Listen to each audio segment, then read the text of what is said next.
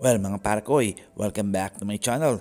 Northport, ibibigay nga daw ba si Arben Tolentino to Magnolia Chicken Templados? Well, shooter yata ang kulang sa labas ang Chicken Templados at palagi sa standing nangunguna. Pero pagdating sa semis, nag-50-50 na nga at kinakapos nga palagi sa huli. Kapalit posible naman na ibigay dyan si Jackson Corpus sa batang Northport sa hindi nga masyadong nagagamit si Corpus sa Magnolia Chicken Templados, siguradong magagamit na to sa batang Northport. At syempre mga parkoy, win-win situation nga itong si Arben Tolentino pati na rin si Corpus sa palitan ng Chicken Templados pati na rin ang batang Northport. Well, kulang nga ang Chicken Templados ng wingman. Nakakailanganin nga nila na si Arben Tolentino. Well, natatandaan natin na nagkulang nga pagdating sa labas noong nakalaban nga nila ang SMB. Kulang nga sila pagdating ng wingman. Well, si Corpus malaki rin naman maitutulong nito sa batang Northport. Well, panuorin nyo na lang ang mga laro ni Corpus sa mga ibang laban nila. Kung matutuloy man ito, win-win na nga ito mga parkoy.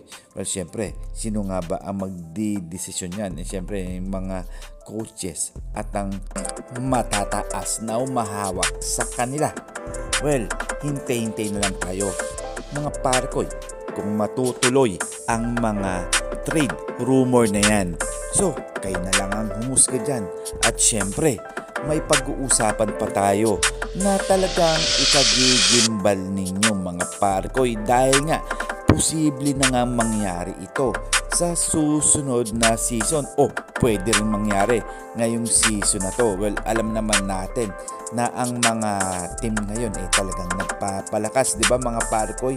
At di natin aakalain na makukuha ito ng ibang kupunan na katulad nga ng Barangay Ginebra o Meralco Bolts. Well, eto na nga, umpisa na natin kung sino-sino na nga ang pwedeng matrade for the next season. Dumako tayo dito sa Meralco Bolts. Maugong din sa social media itong si Chris Newsome na alam natin na malapit ito kay Coach Tim Cone. Ngayong nauugnay na naman si Newsome sa Barangay Ginebra. Ayon nga kay Chris Newsome, the thing I admire about him the most is that he has the open ear, that he is willing to listen to players and coaches and everyone opinions and how we can do this together as a collective. Ito nga ay binabanggit niya dito ay si Luigi Trillo. Siyempre para sa akin, mahirap paniwalaan sa ngayon Pringle at Gray kapalit ni Chris Newsome. Wingman na injury pa rin si Jeremiah Gray, veteran si Stanley Pringle. Pero posible pa rin mangyari mga parkoy, pwedeng lutuin na to. At syempre dapat natin antabayanan ang Philippine Cup. Kung matutuloy man ito, win-win situation na rin to dahil nga medyo nagkakaroon na rin ng edad etong si Stanley Pringle. Yun nga lang, injury prone na rin si Jeremiah Gray. Well, alam natin na favorite ni Coach Tim Cone itong si Chris Newsome. Kayo mga parkoy, mga fans ng Barangay Ginebra at Meralco Bolts, posible kayong mangyari ang mga trades rumor na ito? Well, hanggang dito na lang tayo. Magkomento kayo at syempre, sasagutin natin yan isa-isa. And this is Tondo Boy Vlogs. I'm out. God bless you all.